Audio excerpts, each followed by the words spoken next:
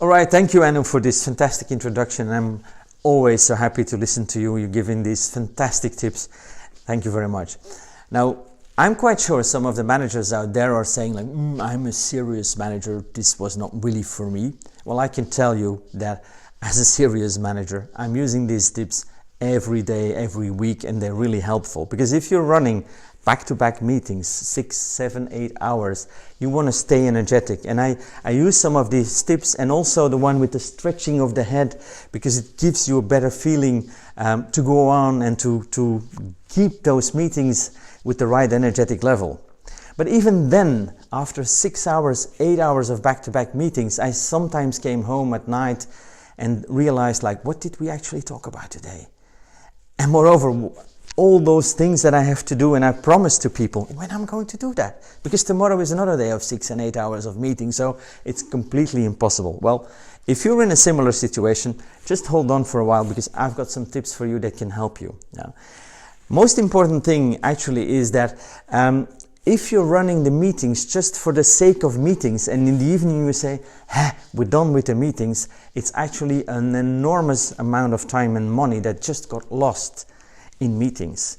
What I'm trying to do and to try to realize is that what I want to do with these meetings is to get things out, to make sure that we get agreements and that what is said there leads to results. Because that way, these meetings are not just a waste of time and money, but they lead us to something. They lead us to results. So I got 5 tips for you to help to achieve that. So the first tip is actually a very easy one, but it's a very important one too. And it is about the length of the meeting. Now, most of these online meetings, they are shorter. They should be in order to get the energy flowing. And it is fantastic because you feel like, yeah, I used to work or meet for 2 hours and now it's only 1 hour, so I'm happy.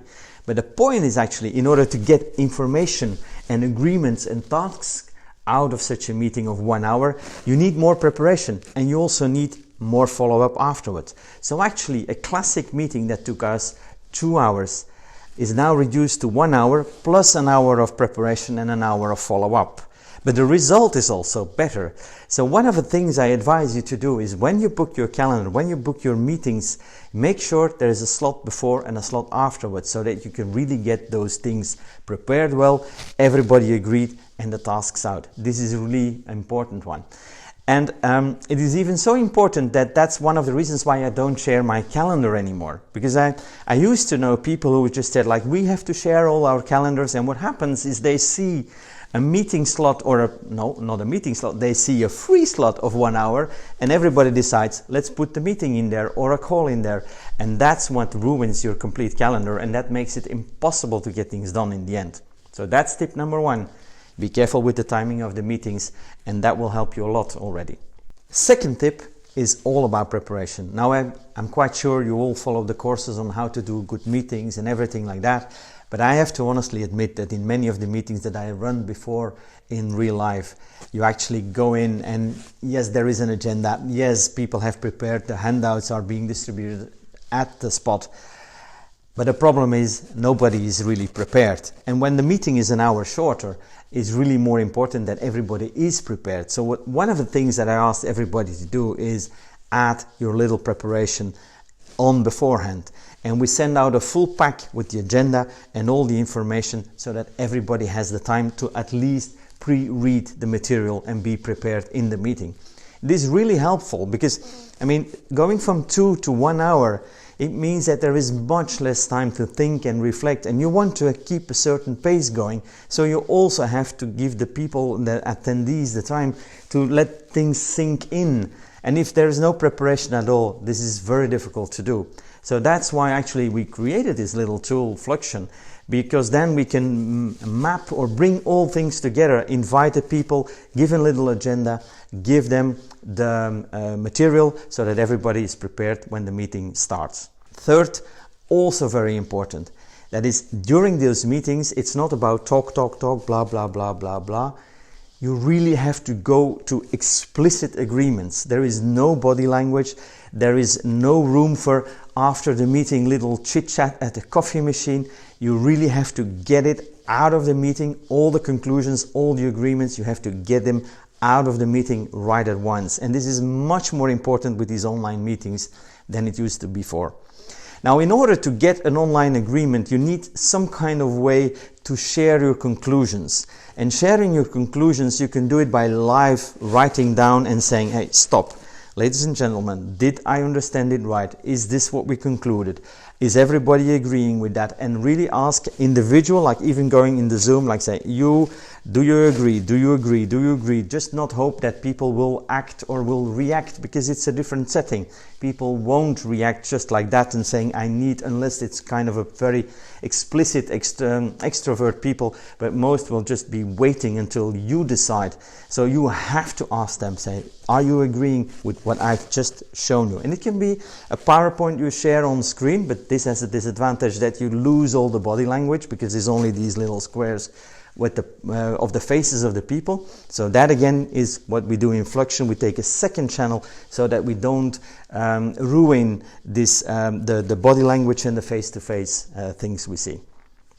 Number 4, this is about tasks. I mean, the meeting is not just about conclusions. The meeting is also about getting things done afterwards, because that's why you do a meeting. You want to conclude and say, you're going to do that, you're going to do that, you're going to do that. Very important in online meetings is that you clearly say, are you going to do that by then? Are you going to do that by then? And get also an explicit agreement. Ask it. Is it possible for you to do it? Yes. Okay, fine. Let's do it 3 days later. Okay, but make sure that there is an explicit agreement. I can't repeat it enough. The word of explicit agreement is very important, but also not only on the conclusions, but also on the tasks that have to be done after the meeting. And that's what you want to do. I mean, that's where you need the meetings for. That's what you want to drag out of the meetings, and that's what gets your meetings into results. A 5th point actually is quite evident, but again, get all those tasks followed up. And it starts with your own tasks. And that was the reason why at the beginning I said add an extra hour after the meeting for your own planning. Take all the tasks, allocate them, say this is 2 hours, this is 3 hours, this is an hour, this is half an hour, this is for next month, this is for now, for today, for tomorrow. And make sure that you consider these tasks, the block of time that these tasks are consuming, as important as the meetings and even as your holidays.